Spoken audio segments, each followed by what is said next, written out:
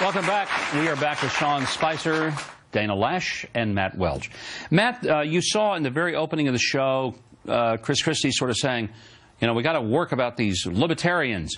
Are libertarians a threat to the Republican Party? There is a very interesting and legitimate philosophical fight going on within the Republican Party, within conservatism right now. It's not new. Rand Paul didn't invent it. Chris Christie didn't invent it. It's been happening systematically since 2009, beginning really with the Tea Party election of 2010, when we saw so many insurgents supported by the Tea Party go against the Republican establishment and create this sort of new breed of political character like your Rand Paul, like Justin Amash, Thomas Massie, Ted Cruz, all these people kind of emanated from this tradition. There is a fight over, are you actually serious about cutting government, or do you just say, like Mitt Romney does, I'm going to cut your taxes and I'm not going to tell you a single thing that I'm going to cut at all in the government while we boost defense spending and protect Social Security and Medicare, right? That has been conservatism under unified Republican leadership in Washington. It's not popular anymore, that thing. And so there is this fight, and there's a fight over how much you want to limit government, and there's also a fight over how you want to conduct and talk about foreign policy.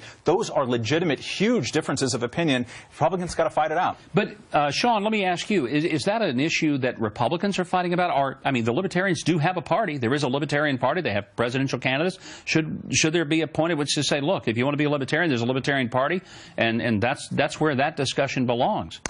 Of course, there is a separate party for it, but I think there is a strong home for these people in the Republican Party. We are a party that generally comes together on lower government, less regulations, lower taxes. So a lot of the issues that libertarians fight for, those principles, there's a huge home for them in the Republican Party. They make us a better party. They have helped us win elections, and I think that we would welcome more and more of them. And I think that debate is a healthy one to have within the party. It gets a little rough, though, when the primaries end up becoming mirror, mirror on the wall, who's the most conservative of them all.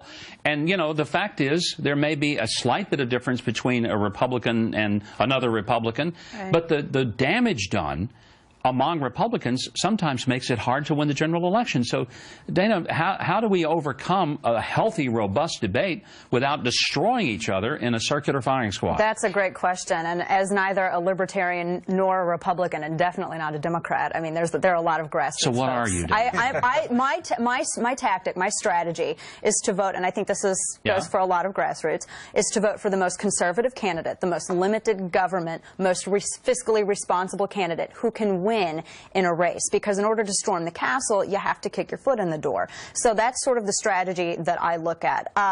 In terms of the fighting between the Libertarian faction and the Republican faction, I love the Libertarian uprising because I think it's helping prevent the word conservative from being co-opted. But at the same time, we're never all going to agree 100% on everything. That's never going to happen. I would rather try to accomplish the 80% on which we agree, and then we can fight like crazy over the 20% after we've won on that 80%. That's what we need to be telling individuals, because the 20%, that can wait, but this 80%, that's what the country is going to live and die on. That's what's going to be deciding the future for our children.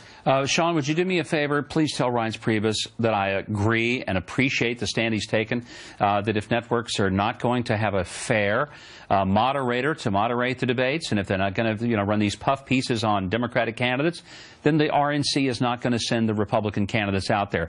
Having been a part of that in 2008 with people like Chris Matthews, who is about as non-partial as me, it is absurd to think, I mean, if they ask me to moderate a Democrat debate, then fine, let Matthews moderate a Republican debate. That ain't going to happen. Listen, thanks all of you. Wish we had a whole lot more time. I do want to say, this is an issue that's going to keep going. What I do hope that people will understand, Republicans can disagree. What they can't afford to do is to get to the place where they separate. Disagreement is one thing. Husbands and wives disagree every day, but they don't divorce over it. What Republicans can do is have the debate. Get upset, get animated, that's fine. But when it gets down to it, if one side of the Republican Party wins, then unite around the side that won and realize that you've got a lot more in common with each other than you do with letting Harry Reid continue to run the United States Senate. That's what has to be stopped, and for heaven's sakes, I hope you can understand that. Anyway.